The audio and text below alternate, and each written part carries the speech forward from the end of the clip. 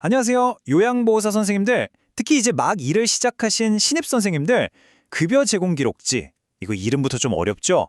어떻게 써야 할지 막막하게 느껴지실 수 있는데 걱정 마세요. 오늘 제가 이 기록지 작성법 정말 하나부터 열까지 쉽고 명확하게 알려드릴게요. 이 말을 한번 보세요.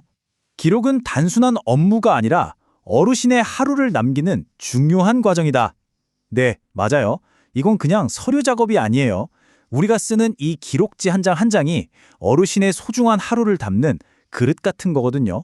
그리고 다음 근무자에게는 어르신을 더 잘 돌볼 수 있게 해주는 정말 중요한 정보가 되는 거죠.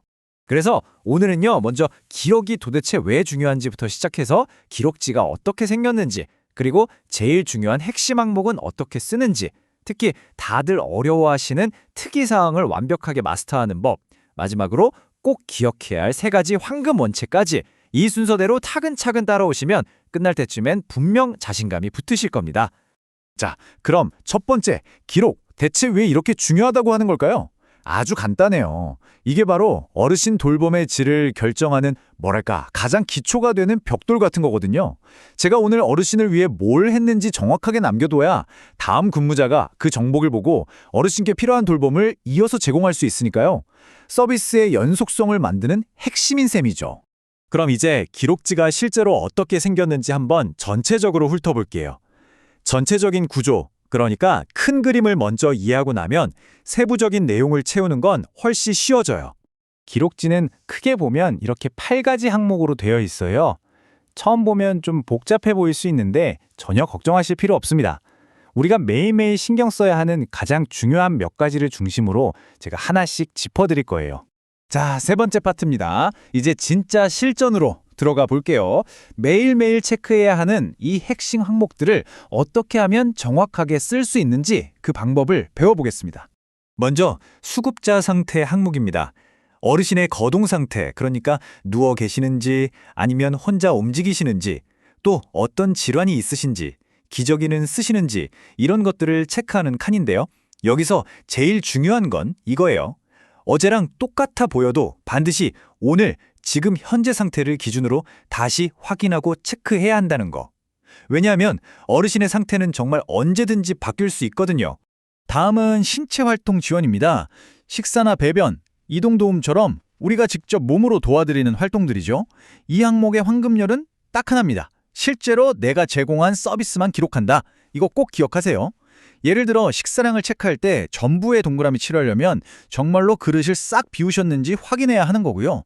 체위 변경, 즉 자세 바꿔드리는 것도 우리가 정말 이 시간마다 규칙적으로 해드렸을 때만 체크하는 겁니다. 어르신의 영양 상태나 피부 상태를 파악하는 아주 중요한 기본 데이터가 되니까요. 인지관리나 건강관리, 기능회복훈련 이런 항목들은 너무 어렵게 생각하지 않으셔도 돼요. 우리가 어르신 옆에서 이야기 나누면서 말벗이 되어드렸다거나 체온이나 혈압을 쟀다거나 아니면 다 같이 모여서 가벼운 체조를 했다면 그런 내용들을 체크하면 되는 거예요. 한마디로 우리가 어르신을 관찰하고 함께 소통한 내용을 기록하는 곳이라고 생각하시면 편해요. 자, 드디어 나왔습니다. 기록지의 심장, 가장 중요하다고 할 수 있는 특이사항 섹션입니다. 다른 항목들이 객관식 문제처럼 체크하는 거였다면 여기는 어르신의 하루에 있었던 특별한 이야기를 담는 일종의 주관식 서술형 문제라고 할 수 있죠. 정말 중요한 부분이니까 조금 더 집중해 주세요. 특이사항, 뭘 써야 하나 제일 막막하게 느껴지시죠?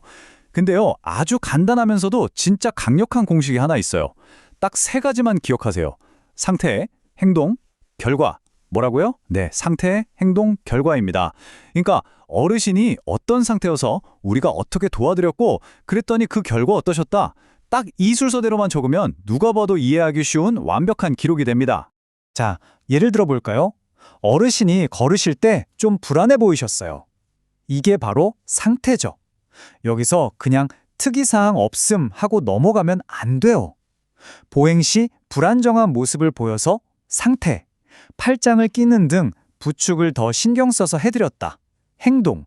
이렇게 적는 거예요. 어때요? 훨씬 구체적이고 유용한 정보가 되죠? 또 다른 예시, 어르신이 어지럽다고 말씀하셨어요. 이게 상태. 그때 우리는 잠시 의자에 앉아 쉬시도록 도와드렸고 행동, 그 덕분에 조금 뒤 안정을 되찾으셨다 결과 이렇게 쓰는 거죠. 이 공식, 상태, 행동, 결과만 기억하면 누가 읽어도 그 상황을 정확하게 머릿속에 그릴 수 있게 됩니다. 어르신의 감정 상태도 정말 중요해요. 어르신이 오늘따라 좀 불안해 보이시는 상태를 발견했다면 그냥 지나치지 마시고 옆에서 조용히 대화를 나누며 말벗을 해드리는 행동을 했고 그 결과 어르신의 표정이 한결 편안해지셨다는 결과까지 이렇게 기록하는 게 진짜 전문가다운 기록이고 동료에게도 큰 도움이 되는 기록입니다. 반대로 이건 정말 피해야 할 것들입니다. 첫째, 매일 습관적으로 특이사항 없음이라고 쓰는 거. 둘째, 어제 썼던 내용을 그대로 복사해서 붙여넣는 거. 이건 절대 안 됩니다. 그리고 당연히 제가 직접 보거나 하지 않은 사실을 상상해서 쓰면 안 되겠죠? 어르신의 하루는 어제와 결코 똑같지 않다는 점 꼭 기억해 주세요. 자, 이제 거의 다 왔습니다. 마지막으로 이 모든 걸 아우르는 완벽한 기록을 위한 3가지 황금 원칙을 정리해 드릴게요.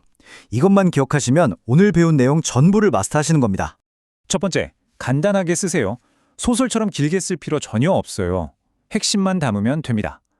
두 번째, 사실만 쓰세요. 제 생각이나 추측, 뭐뭐인 것 같다 같은 표현 말고요. 제가 직접 보거나 듣거나 제공한 서비스만 정확하게 기록하는 겁니다. 그리고 마지막, 빠짐없이 쓰세요. 사소해 보여도 어르신의 작은 변화나 특별한 사건은 다음 사람을 위해 반드시 남겨둬야 합니다. 간단하게, 사실만, 빠짐없이 이 3가지입니다. 마지막으로 이 문장을 꼭 마음에 새겨주세요. 우리는 글을 잘 쓰는 작가가 아니에요. 우리는 어르신의 하루를 정확하게 남기는 전문가입니다. 우리의 목표는요, 다음 근무자나 보호자 혹은 다른 전문가가 이 기록지만 봐도 어르신의 하루를 생생하게 그려볼 수 있도록 돕는 거예요. 자, 이제 모든 것을 배우셨습니다. 오늘 근무를 시작하시면서 스스로에게 한번 질문을 던져보세요. 나는 오늘 우리 어르신의 하루를 어떻게 기록할까? 오늘 배운 내용들을 바탕으로 자신감 있게 그리고 정성껏 어르신의 소중한 하루를 기록지에 담아주시길 바랍니다.